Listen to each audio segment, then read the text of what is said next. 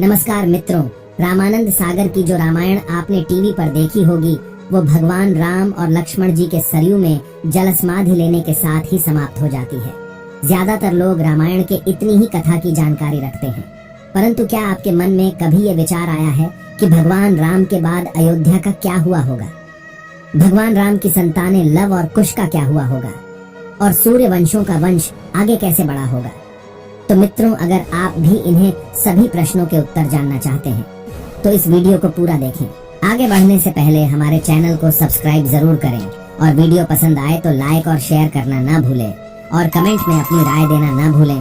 तो चलिए शुरू करते हैं। दोस्तों, रावण का अंत करने के बाद जब श्री राम माता सीता को अपने साथ वापस अयोध्या ले आए, तब माता सीता को ये नहीं पता था कि उनके लिए अभी परीक्षाओं का अंत नहीं हुआ है और एक दूसरी परीक्षा अभी भी उनके मार्ग में खड़ी है। जब राम ने अपनी प्रजा के सवाल उठाने पर माता सीता को ही त्याग दिया, उसके बाद माता सीता को वाल्मीकि के आश्रम में रहने के लिए जगह मिली, जहां उन्होंने अपने बेटों लव और कुश को जन्म दिया और उनका पालन पोषण किया। लेकिन इतना सब होने के बाद भी ये कहा जाता है कि माता सीता के पति श्री राम का ये प्रेम ही था कि उन्होंने सीता को त्यागने के बाद किसी दूसरी रानी से शादी नहीं की। वे सीता की अनुपस्थिति में उनकी कमी को पूरा करने के लिए अपने साथ यज्ञ में सोने की गुड़िया लेकर बैठते थे। सोने की गुड़िया इसीलिए क्योंकि सोने को सबसे पवित्र माना जाता है। आइए अब जानते हैं कि जब भगवान राम ने राजपाट छोड़ा तो रघुवंश का क्या हुआ और किसने शासन किया। भगवान राम के राजपाट छोड़ने के बाद कुश अपनी सेना के साथ अयोध्या आए और उन्होंने वहां का शासन संभाला। उन्होंने कुमुदावती से विवाह किया और अतिथि के पिता बने। इसके बाद अतिथि के पुत्र हुए निषाद, निषाद के पुत्र हुए नल और नल के बाद हुए नव, और इस तरह ये वंशावली बढ़ते बढ़ते आ पहुंची महाभारत काल के राजा बृहद्बल तक। इतिहास में बल का जिक्र कुश की 50वीं पीढ़ी के रूप में होता है। यही भगवान राम के वंशज भी थे जिन्होंने कुरुक्षेत्र के युद्ध में कौरवों की ओर से युद्ध लड़ा था। चक्रव्यूह युद्ध के दौरान अभिमन्यु और बृहद्बल के बीच घमासान युद्ध हुआ और अभिमन्यु के प्राणघातक तीर से बृहद्बल की मृत्यु हो गई। आगे बढ़ने से पहले मित्रों, आपको बता दें कि पुराणों में भरत, लक्ष्मण और शत्रुघ्न के भी दो दो पुत्रों का जिक्र मिलता है। भरत के दो पुत्र हुए दक्ष और पुष्कर, लक्ष्मण के पुत्र चित्रांगद और चंद्रकेतु। हमारे शत्रुघ्न के पुत्र हुए सुबाहु और शिवसिंह। जब राम ने भरत का राज्याभिषेक करना चाहा तो भरत नहीं माने और दक्षिण कौशल प्रदेश में कुश और उत्तर कौशल में लव का अभिषेक कर दिया गया। भगवान राम के काल में भी कौशल राज्य उत्तर कौशल और दक्षिण कौशल में विभाजित था। कालिदास के रघुवंश चरित्र के अनुसार राम ने अपने पुत्र लव को शरावती का और कुश को कुशावती का राज्य दिया था। शरावती को श्रावस्ती माने तो निश्चय ही लव का राज्य उत्तर भारत में था और कुश का राज्य दक्षिण कौशल में था। रघुवंशी चरित्र के अनुसार कुश को अयोध्या जाने के लिए विंध्याचल को पार करना पड़ता था।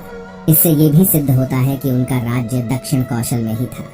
कुश की राजधानी कुशावती आज के बिलासपुर जिले में है।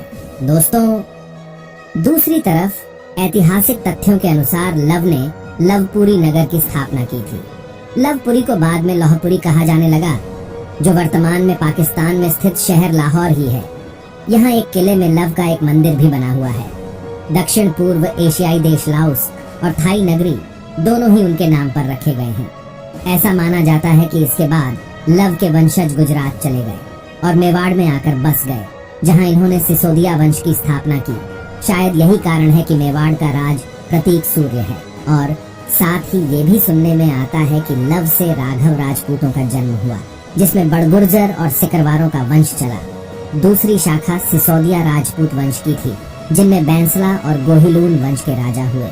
दूसरी ओर कुश ने कुशावती नगर की स्थापना की, जो छत्तीसगढ़ राज्य के बिलासपुर जिले में है। कुश ने अपना राज्य पूरब की तरफ भी फैलाया और ऐसा माना जाता है कि थाईलैंड के राजा इसी राजवंश के वंशज हैं। शायद इन्हीं कुछ कारणों से थाईलैंड के राजा को आज भी राम की उपाधि देने की प्रथा यथावत है।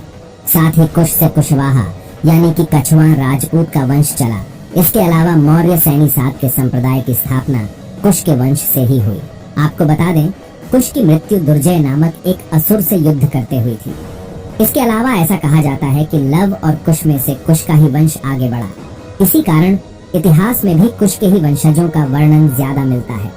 मित्रों, पुराणों में दूसरे सूर्यवंशी राजाओं का भी जिक्र मिलता है, जिसमें एक नाम राजा सिद्धार्थ यानी कि गौतम बुद्ध का भी है। सूर्य वंश के अंतिम राजा के रूप में राजा सुमित को जाना जाता है, जिनको नंद वंश के संस्थापक पद्मानंद ने हराकर अयोध्या को कब्जे में ले लिया था। और ये समय ईसा पूर्व से 450 से 360 के आसपास का रहा होगा। दोस्तों, अगर आपको हमारी इस वीडियो से कुछ नया जानने को मिला हो तो हमारे वीडियो को लाइक और शेयर जरूर करें और कमेंट में लिखकर अपनी राय जरूर दें। आगे ऐसे वीडियो देखने के लिए हमारे चैनल को सब्सक्राइब करना ना भूलें। धन्यवाद।